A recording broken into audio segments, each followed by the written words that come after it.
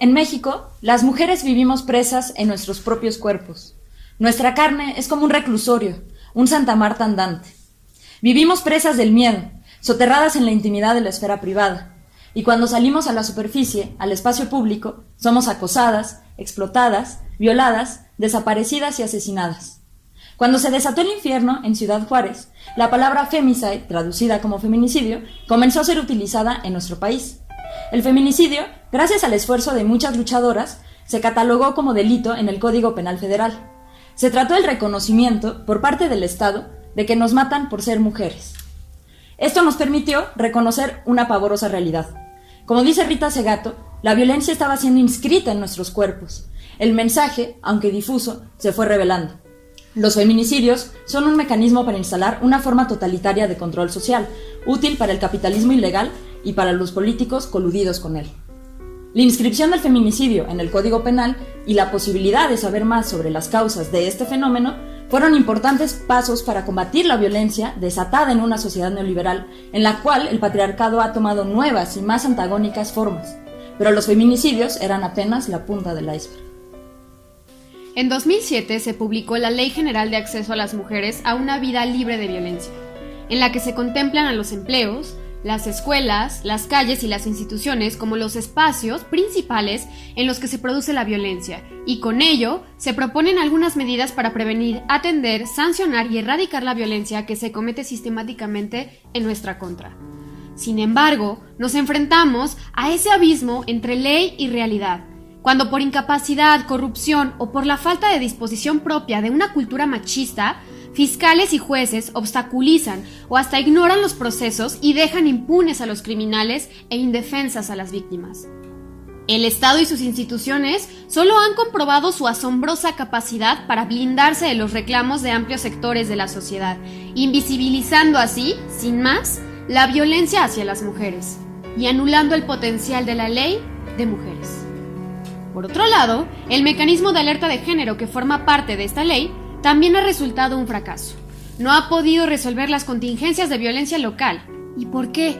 Porque por un lado corresponde a la Secretaría de Gobernación la última palabra sobre si se emite o no una alerta en un municipio. Y por otro, porque no se involucra a la sociedad en estos mecanismos. Es por eso que en el Estado de México, pese a ser escenario de más de 800 feminicidios entre 2011 y 2013, no se dio alerta de género hasta años después de ser solicitada. Y solo tras un amparo. Es un día histórico, dijo María de la Luz Estrada del Observatorio Nacional del Feminicidio, el día que se decretó la alerta en el primer municipio del Estado de México en julio de 2015, un triunfo que no obstante se desdibuja ante la ineficiencia que ha tenido la alerta. Y es que en los 3 estados donde ha sido emitida la alerta, nada ha cambiado. Los feminicidios siguen siendo una constante pavorosa, y de hecho lo son en todo el país. ¿Qué sentido tiene tener una alerta de género ante lo que es ya un problema nacional que se debe atender de múltiples formas? En la Ciudad de México algunas alertas siguen pendientes. Ello, pese a que la violencia patriarcal se extiende. Llega hasta las instituciones de educación pública, como en la UNAM, donde el año pasado Lesbi Berlín Osorio fue ahorcada por su pareja con el cable de un teléfono público. Otra joven, estudiante de FES Acatlán, fue violada en plena vía pública en Naucalpan. La más reciente víctima fue una niña hallada muerta en una maleta en Tlatelolco, un crimen atroz que sigue impune. Y escuchamos y vemos más cifras. Cada hora se denuncia una violación. Al día se cometen 7 feminicidios. Y la edad de la mayoría de las desaparecidas oscila entre 11 y 20 años. Muchos otros crímenes no tienen cifras. Son la noticia esporádica de un grave problema social.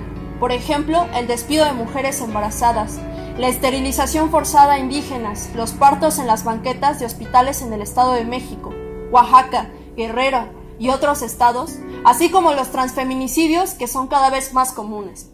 Y por supuesto, no podemos omitir, como muchos hacen, los millones de abortos clandestinos que se realizan en todos los estados de la República y que no cuentan con una regulación adecuada. Las consecuencias de estos abortos pueden llegar a ser mortíferas para las mujeres debido a las malas condiciones de los centros ilegales y a los métodos para reducir el aborto que utilizan. Las mujeres que sobreviven quedan con secuelas de daño físico, psicológico, no solo por tratarse de una experiencia delicada donde es necesario apoyo emocional, sino porque a su acto subyace el miedo de que están cometiendo un delito, cuando en realidad están decidiendo sobre sus propios cuerpos. Escuchamos, vemos y sentimos todo esto, y lo odiamos. Odiamos esta violencia real y simbólica. Odiamos que nuestros cuerpos sean una cárcel. Odiamos la exclusión que se ejerce sobre las mujeres en todos los espacios de reproducción social y de toma de decisiones. Odiamos que eso suceda también en las organizaciones de izquierda independiente. Pero odiamos aún más los discursos oficiales sobre la igualdad, que abstraen una realidad que no solo es de desigualdades enormes, sino que también los antagonismos entre géneros son cada vez más agudos. Odiamos que no existan salidas a esa confrontación, que la guerra sea de pobres contra pobres, de jóvenes contra jóvenes, de hombres contra mujeres o mujeres contra hombres. No queremos quedarnos en el encierro, en el odio.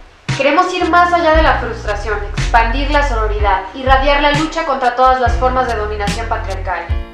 Creemos que debemos canalizar nuestras energías de manera que nuestros reclamos lleguen a todos lados, pero más que nada, que nuestras victorias lleguen a todas. Necesitamos hacer del feminismo un tema central en la agenda política.